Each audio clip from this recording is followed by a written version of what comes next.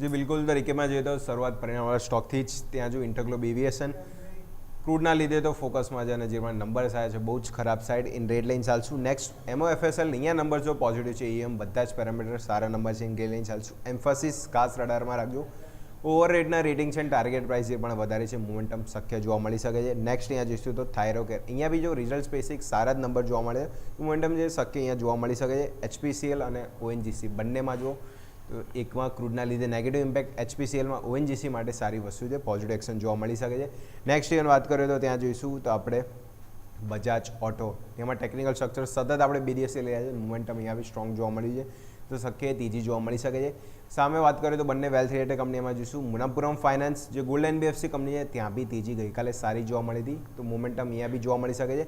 Next અહીંયા વાત કરીએ તો ત્યાં આપણે શક્ય ઓલામાં જોઈશું તો જેમાં આપણે જોઈએ તો છે નુવામાં વેલ્થ, અહીંયા બી સ્ટ્રક્ચર પોઝિટિવ છે, સારું ટ્રેન્ડ લાઇન હતી કરીને અહીંયા જોવા મળે છે, અહીંયા બી શક્ય પોઝિટિવ એક્શન લઈને ચાલશું. અને લાસ્ટ આપણે જોઈએ તો TVS મોટર, અહીંયા બી જો જે પણ સ્ટ્રક્ચર જોવા મળ્યું છે અને જે અહીંયા બી જો સતત હાઈ પર ક્લોઝિંગ જોવા મળ્યું છે, તો મોમેન્ટમ છે, જો એ લેવલ બ્રેક થાય છે તો સારું આપણને અપસાઇડ લેવલ અહીંયાથી TVS મોટર આપી શકે, તો આ બી સ્ટોક્સ ઇન ગ્રીન લાઇન ચાલશું. તો આજે 10ની ટીમમાંથી 3 સ્ટોક છે રેડ રહેશે, બાકી 7 સ્ટોક હું ઇન ગ્રીન લાઇન ચાલશે.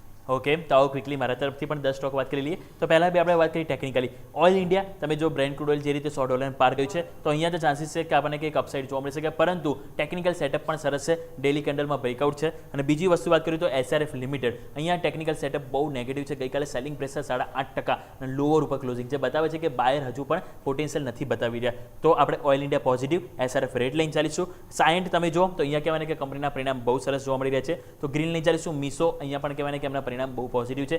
ખોટ જે છે એમાં કહેવાના કંપનીની અડધી થઈ છે ફરી, એટલે કે ખોટમાં ઇમ્પ્રુવમેન્ટ છે, તો અહીંયા આપણે પોઝિટિવ લઈને ચાલીશું. સ્વિગી, એની પર તમે જો UBS દ્વારા એક્યુમ્યુલેટના રેટિંગ છે, એટલે કે પોઝિટિવ, અહીંયાથી આમના દ્વારા કોમેન્ટ્રી પણ છે, તો ગ્રીન લાઇન ચાલીશું. કોફોર્સ, તમે જો અહીંયા કહેવાય કે ન્યુરોન નામનું AI ઓપરેશન સિસ્ટમ પ્લેટફોર્મ તેઓ લોન્ચ કર્યું છે, તો અહીંયા પણ આપણે ગ્રીન લાઇન ચાલીશું. મહિન્દ્રા અને હિડો મોટોકોપ બંનેમાં ગઈકાલનું ટેકનિકલ સેટઅપ પોઝિટિવ છે, તો બંને સ્ટોક ગ્રીન લાઇન ચાલીશું. લાસ્ટ બી આપણે વાત કરી ફિનોલેક્સ કેબલ્સ અને અદાણી ગ્રીન, આ બંનેનું ટેકનિકલ સેટઅપ એક કમજોરી આપણને કહેવાય ને, એટલે કે લોઅર ઉપર ક્લોઝિંગ છે, જે બતાવે છે કે મહત્વના સપોર્ટ તોડ્યા છે, તો એક વધારે વીકનેસ જોવા મળી શકે છે. તો મારા પણ જે ટોટલ આપણે 10 સ્ટોક વાત કરી, એમાંથી 3 સ્ટોક છે કે જે આપણે રેડ લાઇન ચાલીશું અને 7 સ્ટોક છે કે જેને આપણે આજે પોઝિટિવ લઈને ચાલીશું. તો 7 + 7 ટોટલ 14 સ્ટોક જે પોઝિટિવ આજે નિશાન સાથે, અને 6 સ્ટોક છે કે જેના આજે આપણે લાલ નિશાન સાથે આજે વોચલિસ્ટમાં એડ કરીશું. તો બેસ્ટ ટુ બેસ્ટ 20 સ્ટોક્સની વોચલિસ્ટ અમે આપણા માટે રેડી કરી દીધી છે, કે જેમાં આજે એક સરસ મોમેન્ટમ પોસિબલ છે.